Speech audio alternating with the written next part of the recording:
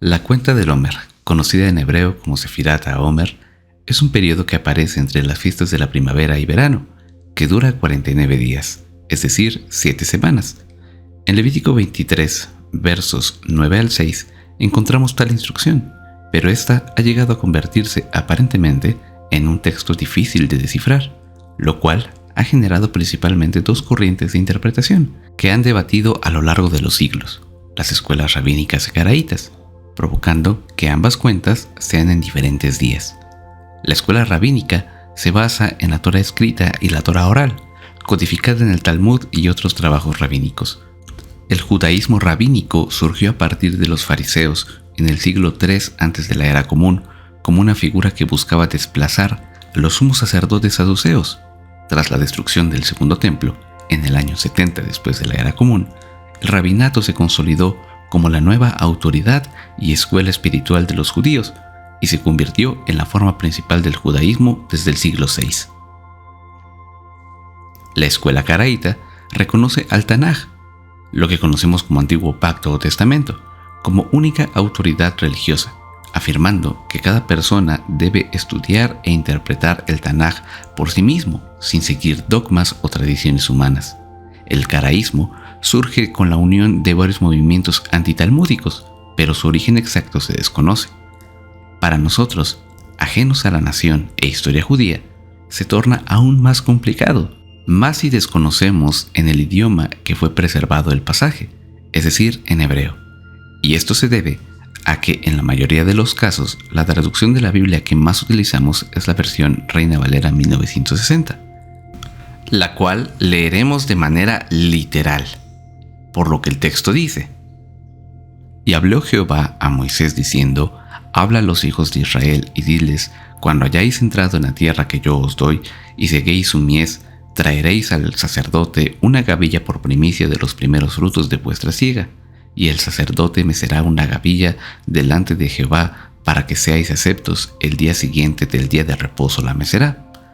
Y el día en que ofrezcáis la gavilla ofreceréis un cordero de un año sin defecto en holocausto a Jehová. Su ofrenda será 2 décimas de efa de flor de harina amasada con aceite, ofrenda encendida a Jehová en olor gratísimo. Y su libación será de vino, la 4ª parte de un hin. No comeréis pan, ni grano tostado, ni espiga fresca, hasta este mismo día, hasta que hayáis ofrecido la ofrenda de vuestro Dios, estatuto perpetuo en vuestras edades en donde quiera que habitéis. Y contaréis desde el día que sigue el día de reposo, desde el día en que ofrecisteis la gavilla de la ofrenda mecida, 7 semanas cumplidas serán. Hasta el día siguiente del 7º día de reposo contaréis 50 días, entonces ofreceréis el nuevo grano a Jehová. Este pasaje nos deja con ciertas dudas. ¿Cuál es el día siguiente al día de reposo? ¿Qué son las semanas cumplidas?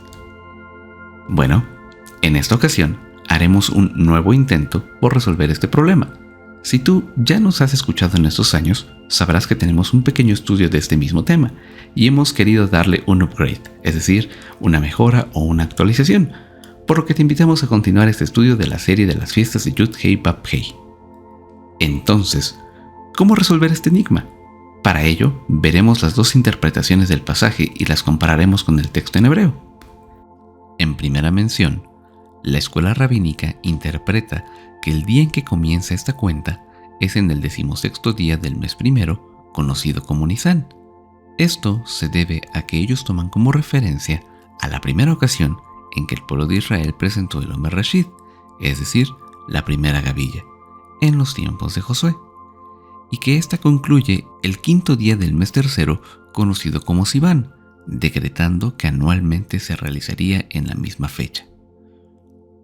Por el contrario, la escuela caraíta propone que el día en que comienza esta cuenta es en el primer día de la semana, el día siguiente del Shabbat semanal consecuente a la fiesta de Pesaj, por lo que cada año varía su fecha de inicio y conclusión, pero siendo constantes que ésta comienza en el primer día de la semana y concluye en el 7º día de la 7ª semana. ¿Y qué dice el texto en hebreo? Este se puede leer así. El verso 9 dice: Vaidaber Yud-Hei Vav-Hei el Moshe lemor, y habló Yud-Hei Vav-Hei a Moisés diciendo. Verso 10: Daber el Benei Israel beamartá alejem, habla a los hijos de Israel y diles, Kitabou el haaretz asher ani notem lahem, cuando entren en la tierra que yo les doy, uxartem et ketzirá, y siguen su mies, baabetem et omer reshit, ketzirhem el akohen, llevarán la primera gavilla de su cosecha al sacerdote. El verso 11, Beenif et haomer livnei yudhei babhei, él mecerá el homer ante yudhei babhei, lirso nehem, para que sean aceptos, mi majorat a Shabbat yenifenu a Cohen. El día siguiente de Shabbat lo mecerá el sacerdote. El verso 12, Baasitem bayom anifhem et haomer kebes tamin ben sheneato leolá yudhei babhei. Y ofrecerán el día que mesan la gavilla un cordero sin defecto de 1 año en holocausto a Yudhei Babhei. El verso 13. Uminjato ishnei esronim solet belulá. La ofrenda vegetal será 2 décimas de flor de harina mezclada con aceite, esto es 4 litros. Basemen ishela Yudhei Babhei reyach nijoach, como ofrenda encendida para Yudhei Babhei en olor apacible. Benisco Yain Reviit Hain, y su libación de vino será 1/4 de hin, es decir, 1 litro. El verso 14, Belechem Bekali Becarmel Lotochlo at Etzem Ayom Ase at Abiahem et Karban Eloheihem, no comerán pan, ni grano tostado, ni espiga fresca hasta este mismo día, hasta que hayan traído la ofrenda de su Elohim. Hukat-olam ledorotehem bekol meshbotehem, estatuto perpetuo por sus generaciones en todos sus asentamientos. Y queremos hacer énfasis en el verso 15, Usfartem lahem, y contarán ustedes, mi maharot a Shabbat, desde el día siguiente de Shabbat, miyom abiahem et omer atenufa, es decir, desde el día en que lleven la gavilla de la ofrenda mecida. Sheba Shabbatot, 7 Shabbatot, temimon tichyená, íntegros serán. Verso 16. Admid maharot, es decir, hasta el día siguiente, a Shabbat Shevi'it, del 7º Shabbat, tisfenu hamishim yom, contarán 50 días.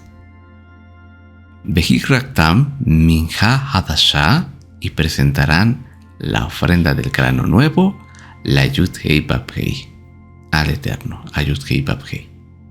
La palabra que más nos resalta es la palabra temimot, la cual proviene del Strong 8549, que es la palabra tamim, que significa sin defecto, perfecto, sin tacha, íntegro o verdadero. Entonces, se puede entender que debían presentar la gavilla y comenzar a contar del día siguiente después de Shabbat. Pero, ¿a qué Shabbat se refiere?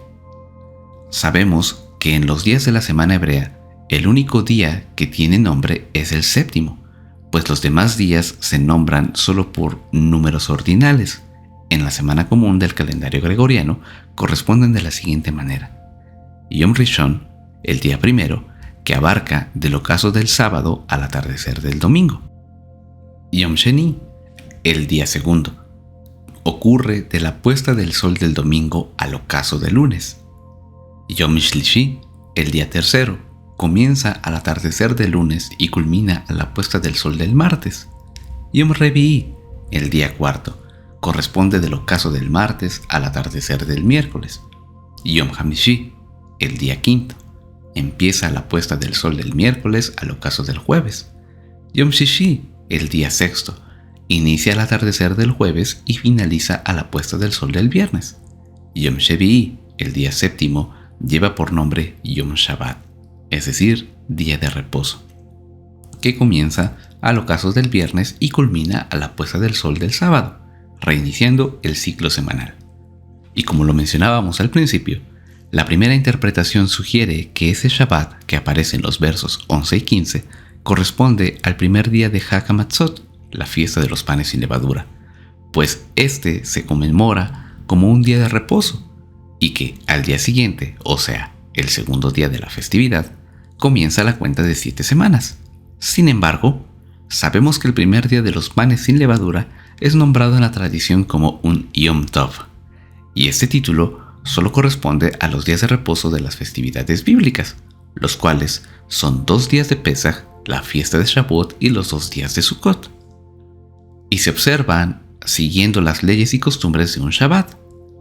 Además, en este texto de Levítico 23, este día es nombrado como Mikra Kodesh, una santa convocación, pero textualmente no dice que es Yom Shabbat. Además, el comentario rabínico argumenta que los 7 Shabbatot que aparecen en el verso 15 tienen por significado como semanas 16 en las que cada una contienen un Shabbat.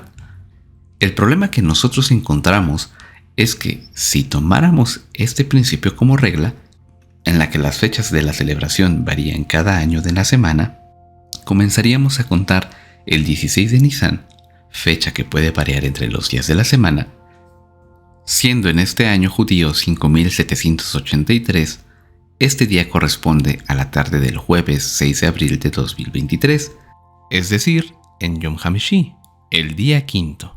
Sería el principio de la semana a contar, por lo que el próximo Yom Revi'i, es decir, el día cuarto, sería la culminación de este septenario. Entonces, ¿tendríamos que tomar a cada día quinto por 7 semanas como Yamim Shabbatot, es decir, como días de reposo? Y adicionalmente, ¿se contarían los Shabbatot que hay entre cada semana? Este es el inconveniente que vemos en el verso 15, pues le dan 2 significados diferentes al día de reposo, ya que se mencionan 2 veces el día de Shabbat, siendo el primero el primer día de los ácimos y el segundo a periodos de 7 días. Pues dice el texto, y contarán a partir del día siguiente de Shabbat.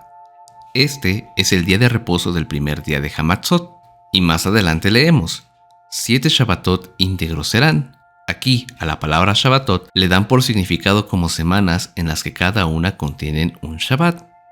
Es por ello que nosotros coincidimos al pensamiento de los caraítas, porque el conteo no varía en los días de la semana, sino que es constante en iniciar el primer día de la semana, en Yom Rishon, y culmina en un Yom Shabbat, contando exactamente 7 Shabbatot. Es por ello que, si la celebración de Pesaj y los panes sin levadura coinciden con los 6 días de la semana laboral, esperamos al Shabbat siguiente para comenzar a contar. Y la culminación de esta cuenta ocurre en el día 50 con la celebración de la fiesta de Shavuot, es decir, de la fiesta de las semanas, que para este caso siempre coincide con el primer día de la semana. Uno de los puntos que fortalece esta interpretación es el hecho de que al momento en el que Yud-Hei Vav-Hei dicta los festivales anuales a Moisés, él indica las fechas exactas en las que se deberían conmemorar, siendo el sacrificio de Pesaj el día 14 del primer mes, como aparece en Levítico 23, verso 5.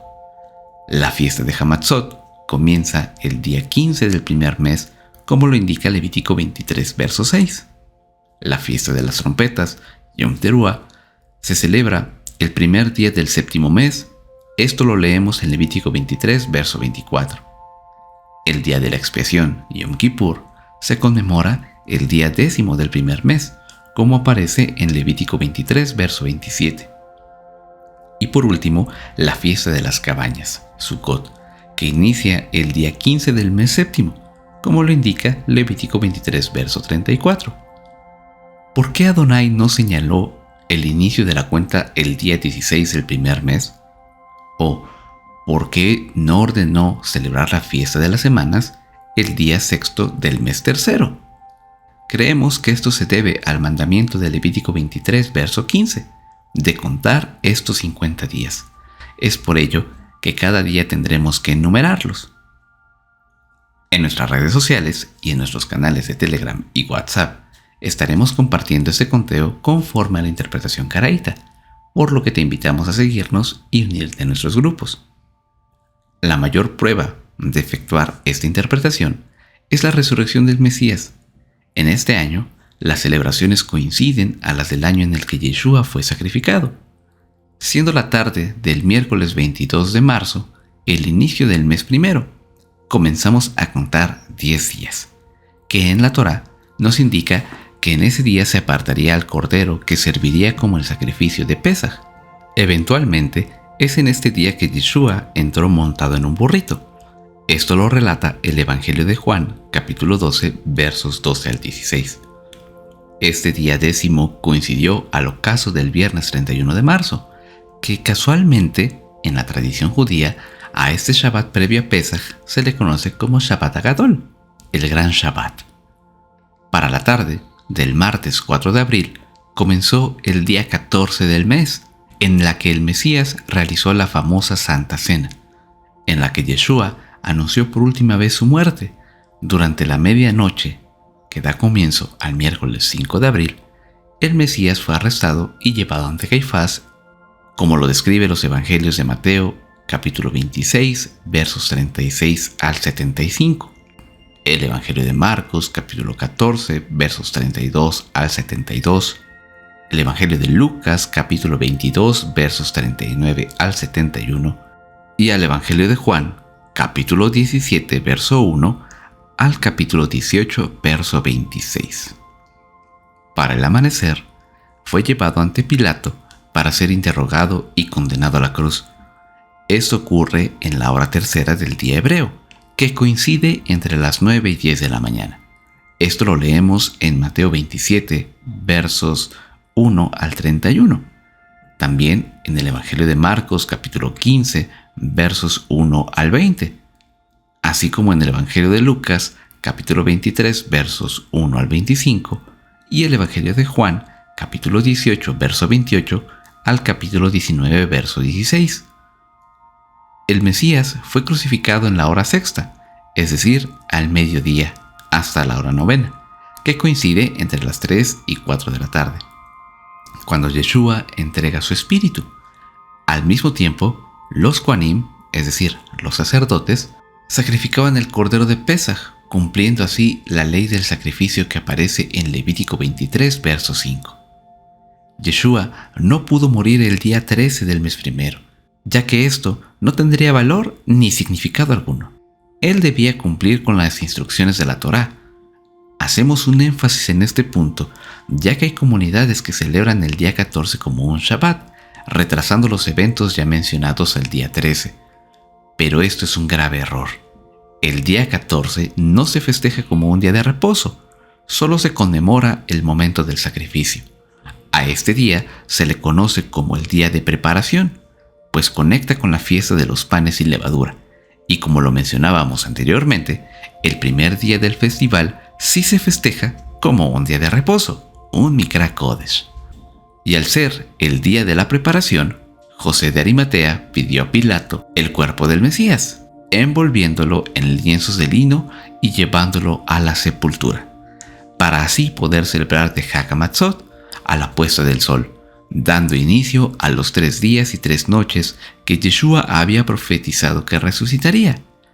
Esto lo leemos en los pasajes de Mateo capítulo 27, versos 46 al 61, el Evangelio de Marcos capítulo 15, versos 34 al 47, el Evangelio de Lucas capítulo 23, de los versos 45 al 55, y el Evangelio de Juan capítulo 19, versos 28 al 42.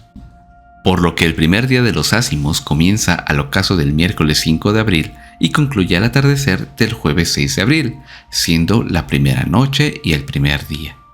El segundo día de Hag HaMatzot empieza al atardecer del jueves 6 de abril y finaliza en el ocaso del viernes 7 de abril, siendo la segunda noche y el segundo día. El tercer día de Hag HaMatzot comienza a la caída del sol del viernes 7 de abril y termina al atardecer del sábado 8 de abril, siendo esta la tercera noche y el tercer día. Por lo tanto, Yeshua resucita al final de este día, convirtiéndose en el primer fruto de una gran cosecha de todos los que habrían de resucitar. Esto lo dice la primera carta a los Corintios en el capítulo 15, versos 20 al 23. Es por ello que cuando su madre, María de Magdala, y sus discípulos fueron el primer día de la semana, que coincide con la madrugada del domingo, encuentran la tumba vacía, pues el Mesías ya había resucitado. Y para nosotros es más representativo que la cuenta del Homer, como se le conoce comúnmente, de inicio el día en el que resurgió de la muerte nuestro Salvador, y que concluya exactamente 50 días después, cuando el Espíritu de Adonai descendió a su pueblo e hizo que Pedro y los que se encontraban reunidos con él hablaran en diferentes lenguas, como lo describe el libro de los Hechos capítulo 2 versos 1 al 41.